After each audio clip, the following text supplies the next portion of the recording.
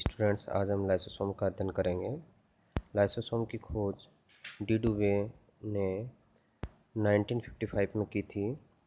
Lysosomes का अगर हम शाब्दिक अर्थ देखें तो इसमें लाइसो मीन्स डाइजेस्टिव और सोमा मीन्स बॉडी कि एक तरीके से हम कह सकते हैं कि लाइसोसोम्स के अंदर बहुत सारे पाचक एंजाइम होते हैं, या यूँ कहें कि ये कोशिका के पाचन संबंधी इकाई के रूप में ये पाया जाता है। लाइसोसोम है ये प्राणी कोशिकाओं में व कुछ पादप कोशिकाओं में पाया जाता है, जैसे ये यकृत, पैनक्रियाज, स्प्लेन, किडनी आदि की जो सेल्स होते हैं उनमें अत्यधिक संख्या में देखा गया है। प्रोकैरियोटिक कोशिका में लाइसोसोम नहीं पाया जाता। लाइसोसोम एक सूक्ष्म, सामान्यतः अंडाकार या गोल एकल कला से आबद्ध रचना के रूप में होती है। इसमें सघन पदार्थ भरे रहते हैं। लाइसोसोम है ये सामान्यतः गोल आकृति का होता है, लेकिन विभाजनकारी जो कोशिकाएं होती हैं उनमें ये अनियमित आकार का होता है। इसकी जो साइज होती है ये 0.1 माइक्रोन से 0.8 माइक्रोन के लगभग होती है।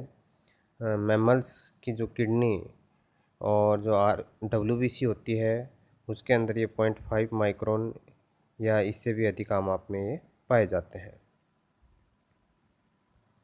अल्ट्रा स्ट्रक्चर, इसकी प्राण संरचना की अगर हम बात करें तो हम देखेंगे कि इसकी जो संरचना है वो अत्यंत सरल होती है। इसके दो भाग होते हैं, एक बाहरी झिल्ली और दूसरा आंतरिक सघन पदार्थ होता है। जो बाहरी झिल्ली होती है वो लाइपोप्रोटीन की बनी होती है और ये इकाई कला संरचना के समान ही होती है।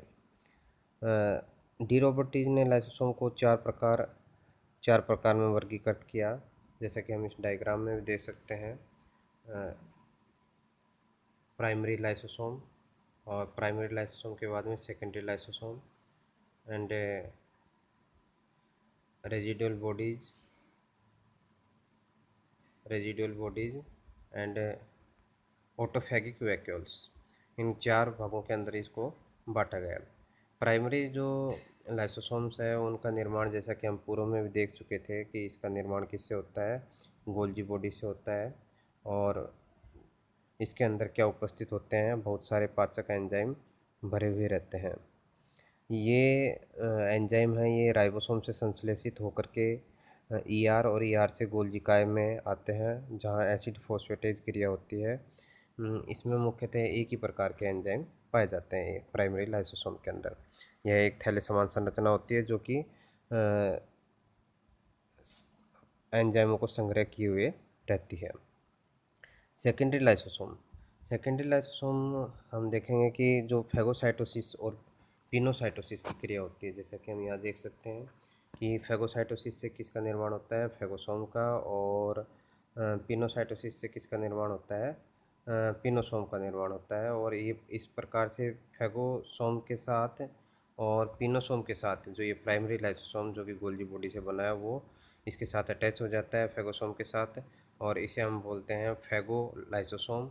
और इसी तरीके से पिनोसोम के साथ ये अटैच हो जाता है और प्राइमरी लाइसोसोम पिनोसोम के साथ भी अटैच हो जाता है। और इन के साथ जुड़ने के बाद जो संरचना बनती है उसे हम क्या बोलते हैं,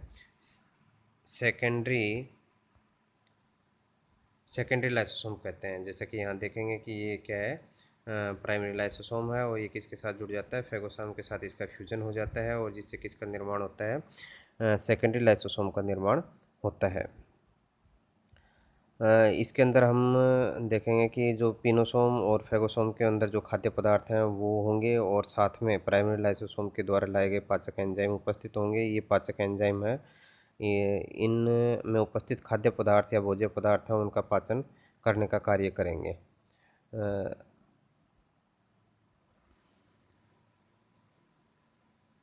नेक्स्ट है इसके अंदर रेजिडुअल बॉडी या अवशिष्ट काय। अपचित पदार्थ जैसे वसा, माइलिन, काय आदि होते हैं जो कि द्वितीय लाइसोसोम में पाचन के उपरांत अपशिष्ट पदार्थ के रूप में बचे हुए रहते हैं।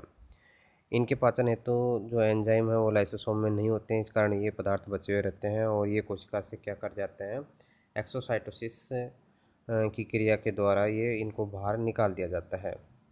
अनेक कोशिकाओं में कुछ ऐसे जो अवशिष्ट काय हैं, ये लंबे समय तक बनी हुई रहती हैं।